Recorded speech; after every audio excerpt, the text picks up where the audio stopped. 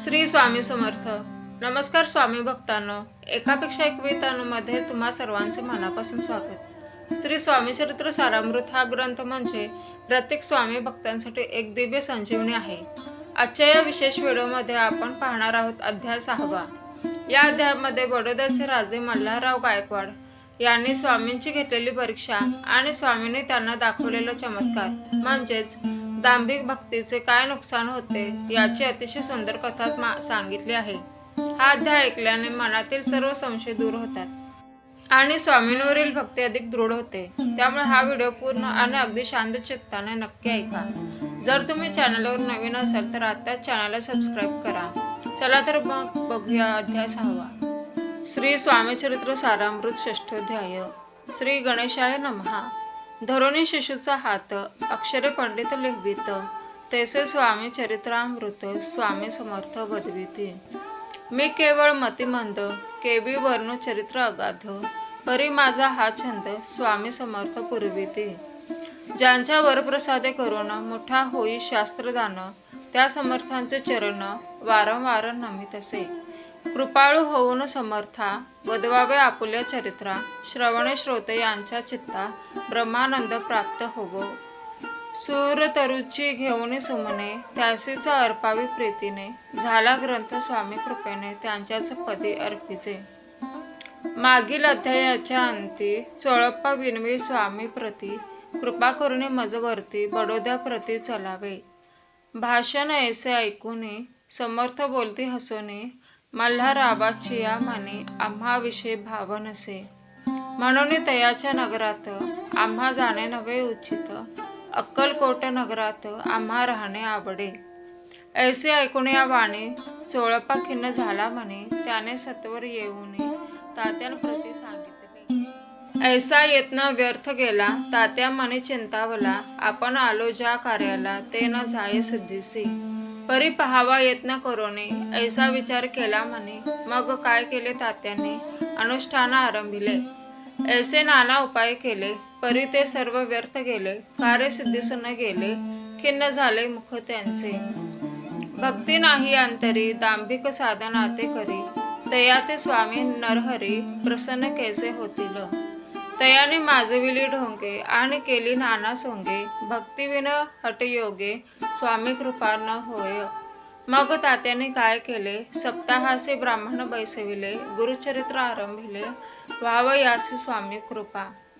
परितयाच्या वाड्यात कधी न गेले समर्थ, तात्या झाला व्यग्रचित्त, काही उपाय सुचेना. मल्हारावन रूपाने पाठविले ज्या कारणे, ते आपल्या हातून होणे अशक्य असे वाटते. आता जाऊन बडोद्यासी काय सांगावे राजे असी, आम्ही सकळ जनांसी तोंड कैसे दाखवावे. ऐशा उपाय करून न होती स्वामी प्रसन्न, आता एक युक्ती योजून न्यावे पळवून यतीसी.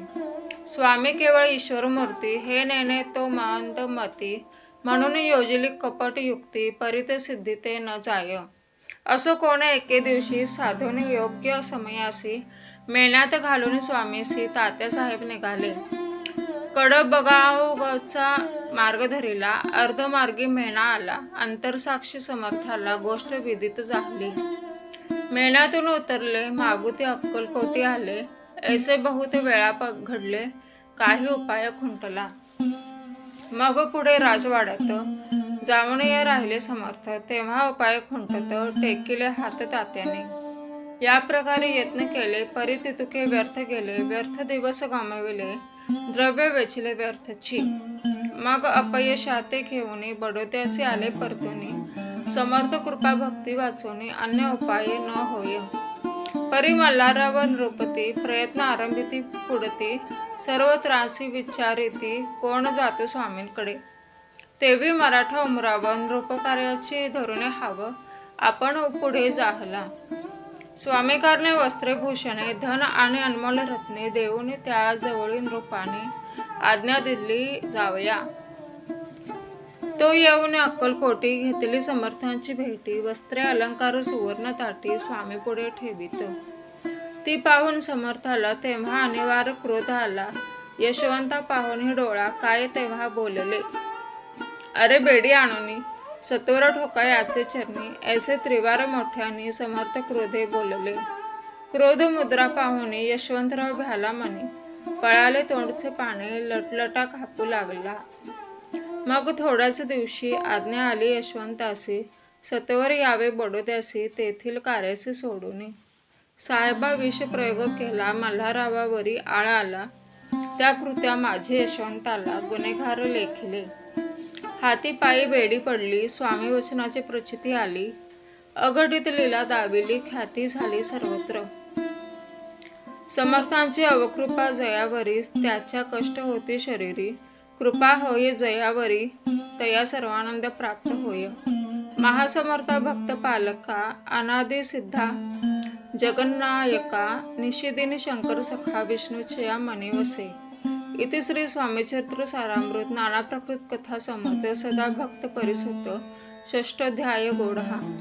श्री स्वामी चरणार्पणमस्तु. श्रीमस्तु शुभम भवतु. श्री स्वामी समर्थ.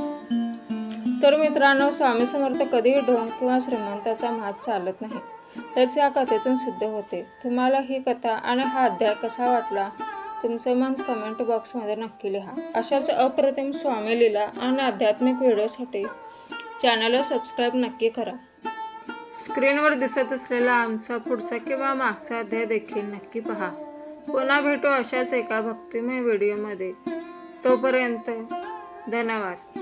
श्री स्वामी समर्थ.